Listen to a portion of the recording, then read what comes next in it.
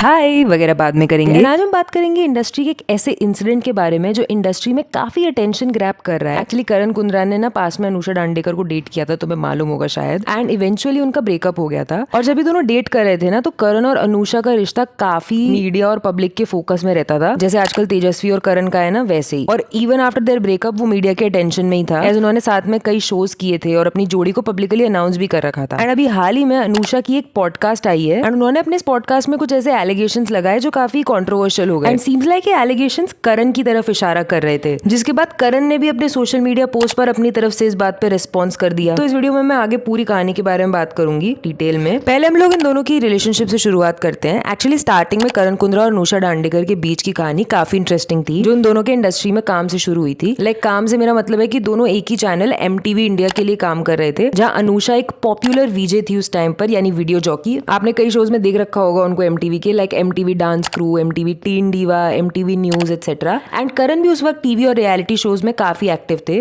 तो दोनों की मुलाकात दिसंबर 2015 के अराउंड हुई थी, जहां दोनों MTV के एक इवेंट के लिए मिले थे। पर टेक्निकली उनका पहली बार मिलना ऑलरेडी हो चुका था मुंबई के छत्रपति शिवाजी एयरपोर्ट पर, जहां दोनों उसी पर्टिकुलर MTV इवेंट के लिए एक साथ थे। एंड करण ने बताया कि उन्होंने अनुषा को पहली बार जब वहां देखा तो वो पहले तो उतना कुछ बोल ही नहीं रहे थे, बट अनुषा जो है उन्होंने बातें करना शुरू कर दिया, जोक्स वगैरह करना शुरू कर दिया। तो फिर थोड़ी बातचीत वगैरह, नंबर एक्सचेंज वगैरह स्टार्ट हुआ। फिर उसके बाद उन्होंने एक दूसरे को मैसेजेस करना शुरू कर दिया। सो बेसिकली दोनों की सबसे पहले तो फ्रेंडशिप हुई थी और फिर दोनों ने MTV के शोज में एक साथ काम करना शुरू कर दिया, जिसकी वजह से और टाइम भी स्पेंड करने को मिल गया साथ में। लाइक रिमेंबर जब वो डेट कर रहे थे तो MTV लव स्कूल में भी आए थे। एंड करण ने बताया कि उनकी पहली डेट हुई थी दिसंबर 2015 में, एंड वो कोई तो दिल्ली के किसी रेस्टोरेंट में हुई थी, जिसके बाद दोनों ऑफिशियली एक दूसरे को डेट करने लगे। लेकिन उन्होंने बताया कि उनका पहला प्रॉपर डेट जो हुआ था वो लव स्कूल की शूटिंग के दौरान हुआ था। एक्चुअली लव स्कूल 2 के समय हुआ था, जिसको ये लोग होस्ट करते थे, डेटिंग शो था वो। और करण ने अनुषा को यहाँ पर कैंडल लाइट डिनर का प्रॉपर सरप्राइज दिया था विद ऑल द अनुषा की पसंदीदा चीजें लाइक चॉकलेट्स, गिफ्ट्स, ब्ला ब्ला। दोनों काम कर रहे थे एंड डेट भी कर रहे थे। बट देन कुछ टाइम के बाद वक्त के साथ ही धीरे धीरे कई प्रॉब्लम्स उनके सामने आई, जो इवेंचुअली उनके ब्रेकअप का रीजन बन गई।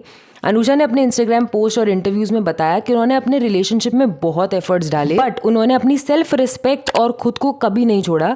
एंड रही बात करण की, तो करण की तरफ से भी उन्हें चीटिंग और झूठ का सामना करना पड़ा। उन्होंने कहा कि we deserve more honesty, love and happiness and it starts with self love, so I choose me. मतलब उन्होंने अपने रिलेशनशिप में अपने आप को पहली प्रायोरिटी दी, क्योंकि वो सच्चाई और प्यार उन्हें मिल ही नहीं रहा था जो वो एक्सपेक्ट कर रही थी एज पर हर। फिर उसके बाद करण ने बाद में इस चीज पर अपना पर्सपेक्टिव शेयर किया और बोला कि वो रिस्पेक्ट देने के चक्कर में ही तो चुप रह रहे थे और अपने और अनुषा दोनों फैमिलीज का ख्याल भी रख रहे थे। इवन वो पब्लिकली किसी को ब्लेम नहीं करना चाहते, ऐसा भी उन्होंने बोला। उनका कहना था कि अनुषा ने अपना पर्सपेक्टिव शेयर कर दिया है, जो कि उनका पर्सनल नजरिया नहीं है। पर अनुषा ने तो करण पर काफी एलिगेशंस लगाए थे, जिसमें अनुषा ने करण पर इनडायरेक्टली चीटिंग के एलिगेशंस तक लगाए। मतलब उन्होंने कहा कि उनके एक्स ने यानी करण ने उनके सामने डेटिंग एप्स के कैंपेन में लड़कियों से बात की और उनके साथ इनफिडेलिटी की। एंड इसको ना करण ने खुले तौर पर डिनाई किया है। फिर उन्होंने ब्रेकअप का मेन रीजन अपना वही रिलेशनशिप में ऑनेस्टी और ट्रस्ट की कमी, चीटिंग एलिगेशंस और कम्युनिकेशन इश्यूज को बताया। एंड ये ब्रेकअप 2020 के आसपास हुआ था।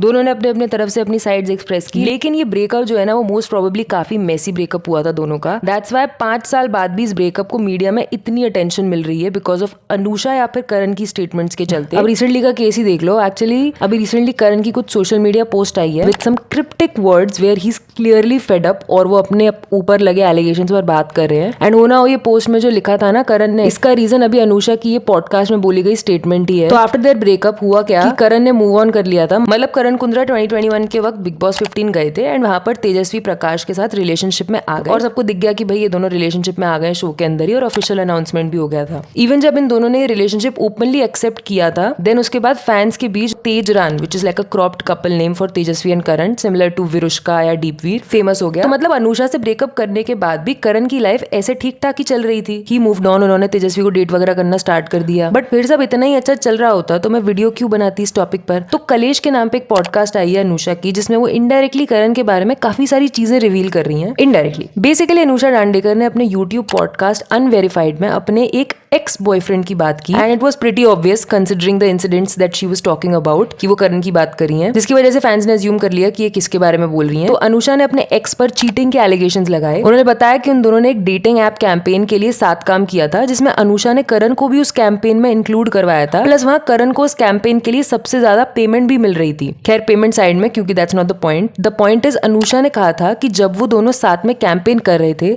तब करण उस डेटिंग ऐप को पर्सनल यूज में भी ले रहे थे एंड लड़कियों से बात वगैरह भी कर रहे थे, मतलब फुल ऑन चीटिंग चल रही थी अनुषा के ऊपर अकॉर्डिंग टू हर। उन्होंने कहा हम दोनों को उस कैंपेन का फेस होना था, लेकिन वो लड़कियों से सीक्रेटली बात कर रहा था और उनसे मिल भी रहा था, जो मुझे बाद में पता चला। एंड जब मैंने जाना कि वो इन मुंबई की लड़कियों के साथ था एंड मुझे धोखा दे रहा था, तो मुझे बहुत दुख हुआ। जिसके बाद ये पॉडकास्ट का एपिसोड वायरल हो गया और सोशल मीडिया पर इस स्टेटमेंट के चलते बहुत डिस्कशन हुए। तो करण ने भी इस पर इनडायरेक्टली रिएक्ट किया एंड सोशल मीडिया पोस्ट कर दी और कहा, eight 4 in the morning as I lay alone in my bed consumed with the utter disappointment and helplessness, I wonder why these smash the patriarchy women with the connections to big Bollywood families, intoxicated till their eyelids in the power, get away with systematic harassment, mental badgering, degrading persecution. Why? They break you with these blind items, creep into your confidence and step by step fracture your strength.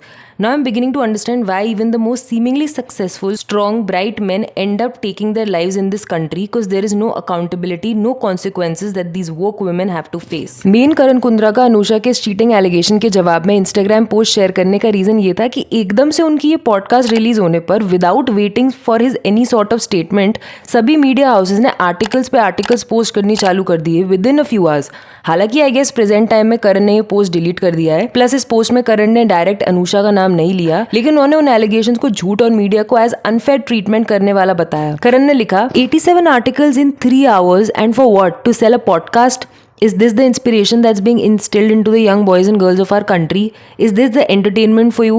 It's unfortunate that today these cruel elite women can say anything and they will be applauded. And men like me have nowhere to go. We come from small cities, work extremely hard, persevere away from our loved ones, and no one supports till the spark is sucked out of you. Your vibrant personality becomes a reminiscence of the past and you end up as a justice for hashtag. और उन्होंने अपना point एक emotional perspective से रखा। उन्होंने अपनी मेहनत, struggle, integrity के बारे में बताया और कहा कि उनके खिलाफ लगाए गए इल्जाम बिना किसी प्रूफ के हैं। एंड इस पोस्ट के बाद तेजस्वी ने अपने इंस्टाग्राम पर करण को बर्थडे विश करते हुए एक सटल डिग भी किया था, जिसमें उन्होंने कहा, the only right swipe he does now, जो कि उनके और अनुषा के अलग होने पर एक इनडायरेक्ट रिप्लाई था। वो कैसे तेजस्वी से कमिटेड है ये भी बताना चाह रही थी। अब अगर तुमने बिग बॉस का सीजन 15 फॉलो किया था और अगर तुम ये वाला सीजन भी फॉलो कर रहे हो सीजन 19, तो मैंने अभिषेक बजाज और अमाल मलिक पे काफी कलेशी वीडियोस बनाए थे। अगर इंटरेस्ट हो, स्क्रीन पर आ रहे हैं, लेफ्ट वाला अभिषेक पर है और राइट वाला अमाल पर, लगा लो।